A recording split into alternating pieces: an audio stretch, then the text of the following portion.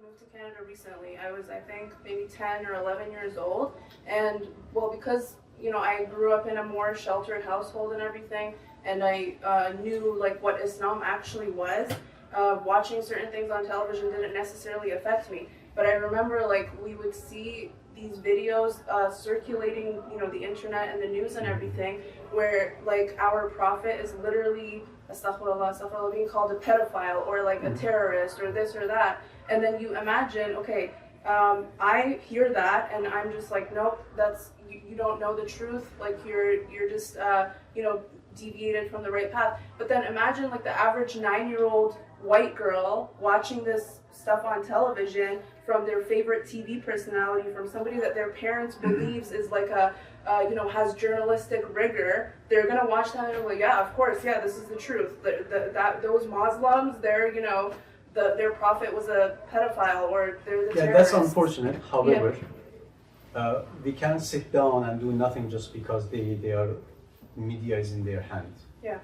We have to do according to our knowledge, according to our ability, the facilities we have. We have to do whatever we can. Yeah. In the day of judgment, they won't hold me responsible for the media. Yeah. For those white 9-10-year-old girls, which they think Prophet Muhammad did this and that. However, if you come, if you learn, you will see for all these accusations, there is a good answer. They say Ayesha was 9-year-old or 10-year-old, 12-year-old. No, that's in Sunni Ahadith, according to Shia Ahadith.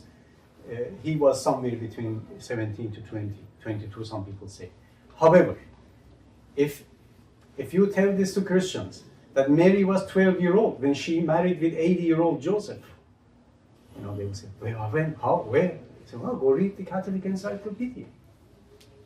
Catholic Encyclopedia, not Muslim Encyclopedia. Today's Catholic Encyclopedia, read it there. So if an 80-year-old man can marry with 12-year-old girl in Christianity, why 60-year-old, 50-year-old man in Islam can marry with 20, 22-year-old girl?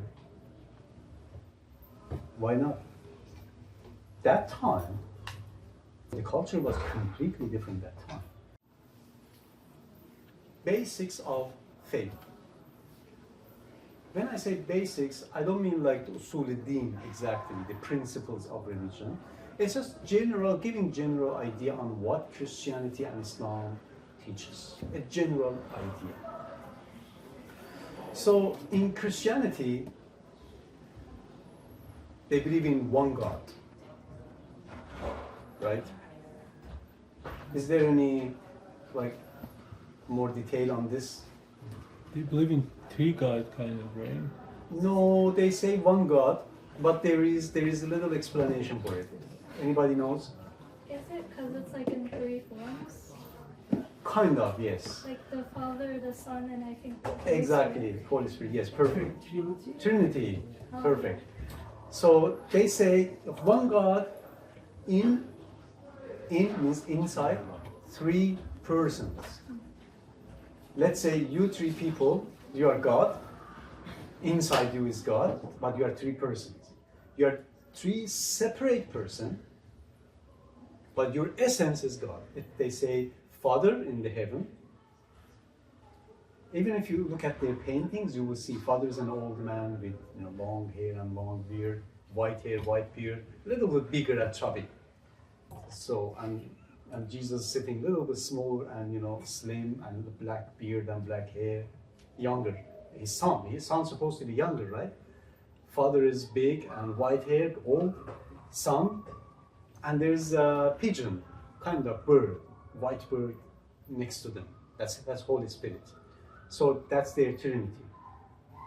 These 3, now don't confuse, even the Catholic Encyclopedia says, do not confuse. These 3 are 3 separate persons. Don't think Jesus is the Father or Father is Jesus. No. Father is different. Father talks to Jesus. Jesus prays to Father. Then Holy Spirit comes. Jesus talks to Holy Spirit. Holy Spirit brings news and power to Jesus. Holy Spirit gives power to Jesus. So these 3 are separate, right? They are not one. No, they are separate. However, their essence, Zat, their essence is same. What is their essence? God, God. divine. In essence, they are God.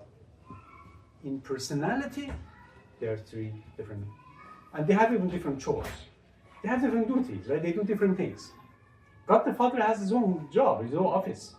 He's in a different office. God the Son has his own chore and his own office. And Holy Spirit is like in between, flies around. So, if it's a side question, leave it for him. No, I was gonna ask, like, what is Mary's role here? Like, Oh, Mary is the mother of God. but she's like. Also, she is the father. wife of God. Okay, They call it mother of God and wife of God. but she's not God. No, this is in their theology. She's okay? not like the No, fourth she's God. not. Well, they used to be at the time of Islam in Arabia, Southern Arabia. They were a group. They would also worship Mary. That's why in the Quran we have a verse says, "Oh Jesus, in the day of Qiyamah, the day of judgment, God says, I'm going to ask Jesus, oh Jesus, did you say to people to worship you and your mother beside me, beside Allah?" Jesus says, "No, I didn't. Praise to you, I didn't. You know what I have said. If I have said it, you would know." So they would worship Mary also. There were some groups, yes, but it wasn't like in main Christian. Yes. So we also believe one God, period. We believe in one God, period. But Christians believe in one God in three persons. Okay? Do they believe that like each God has the same like capabilities, like Father, Son, and Holy Ghost are all like creator and like that, whatever. There is a little bit of obedience. The Son obeys Father. The Holy Spirit obeys Father. The Holy Spirit also obeys Son. But still they are God. They all are God. So it's not that easy to understand. But as we go further more on details, you will clarify more questions. I know you have lots of questions. Yeah, I know. But we go further down, you will get more answers. And more questions will come up.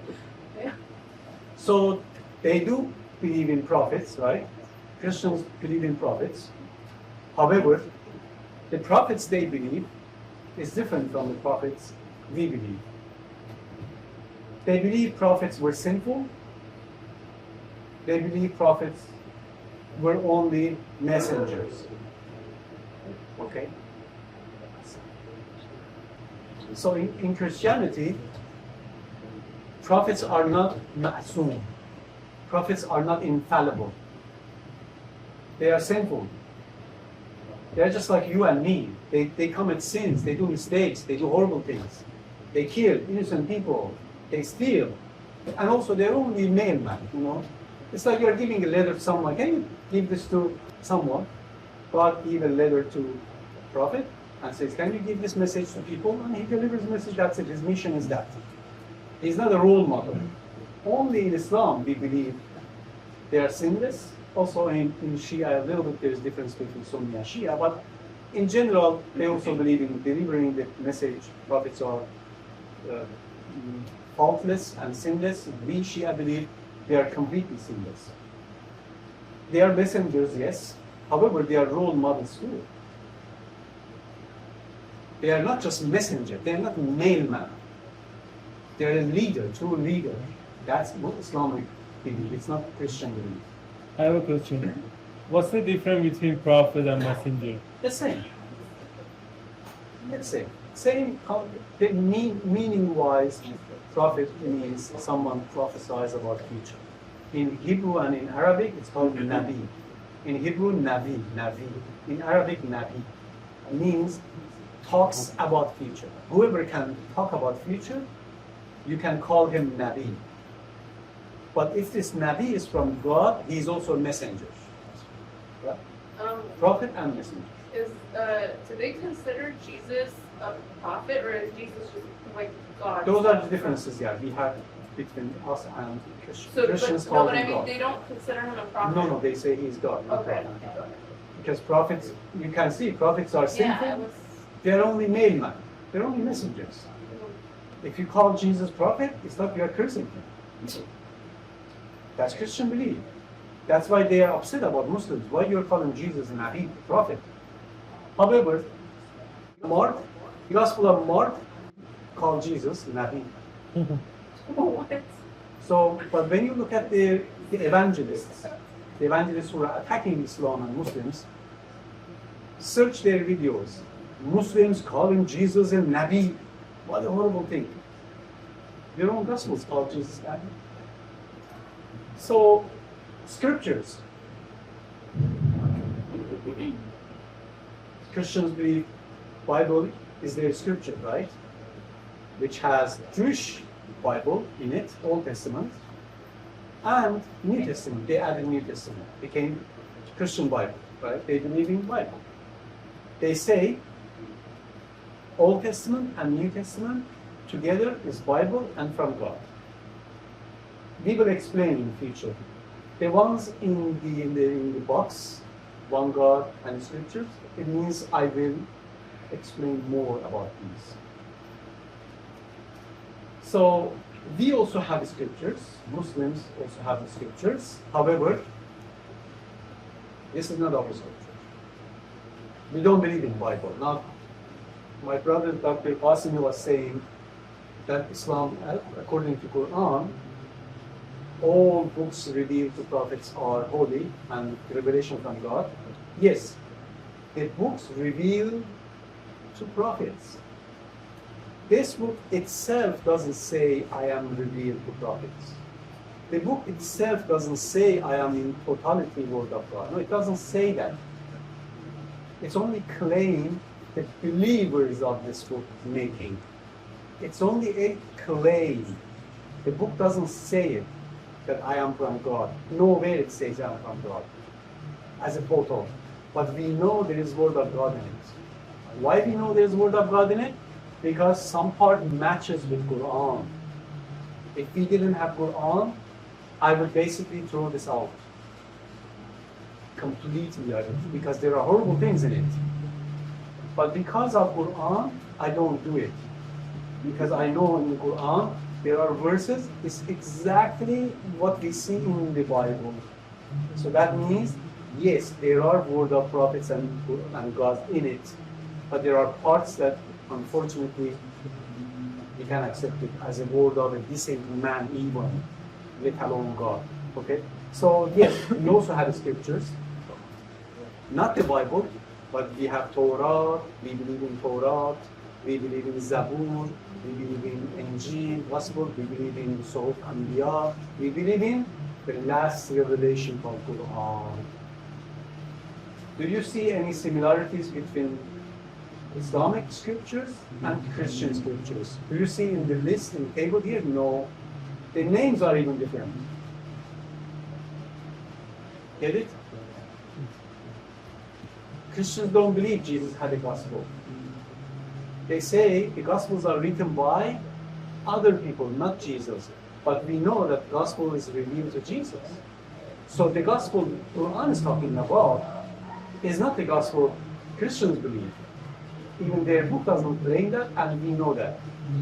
Contextually we know that, historically we know that, scripturally we know that. I didn't say the resurrection. It's resurrection and the divine judgment. This is very similar. We both believe in the resurrection, the Qiyamah. We will come back. Everybody will come out from graves. Now, some people say physically, some people say it's a different form. Whatever it is, we don't have the knowledge. We will be resurrected. Christians believe truly, Muslims believe truly. Not much differences really. The day of judgment, we all believe. Jews also believe, Christians believe, and Muslims believe. But they believe that Jesus is gonna judge the. Yes. Yes, they believe Jesus will judge humanity, everybody, because they believe Jesus is God. Okay. As I said, the day of judgment we believe everybody, but who is the judge? There are differences, right? And what are the criteria? There are differences. Heaven and hell, they also believe. We also believe. Heaven and hell. So, so divine leadership. We also agree, and Christians also agree, that mankind cannot truly lead the nation just by itself. Just because we are smart, we are modern scientists, and so on, so no. Because there is some evil intentions, even in scientists, right? You tell me who killed most of the people? Ordinary people? Laborers? Farmers? No. The politicians, the scientists. They are usually the source of the evilness and the wars, right? So if the science is enough for peace and for godly living on earth, then long ago we should have heaven on earth. But it's not enough. We need godly people to lead, to rule, right?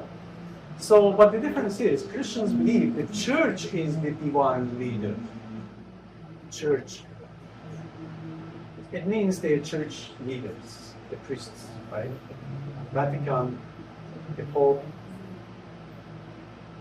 But Muslims, Shia Muslims, say no. That has to be divinely assigned person. We call him Imam. The prophets were Imam at their time.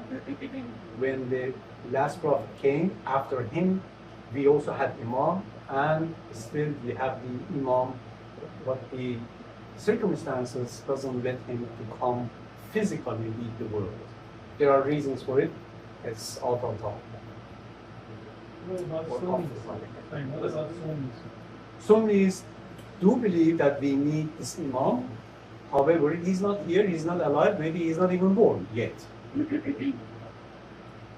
We do need him. They say they are waiting, but they don't believe that Imam is alive for 1,000 years, 1,000 some years. They don't believe the son of Imam Hassan Askari alayhi salam is the Imam, the last Imam, the Mahdi. They don't believe it.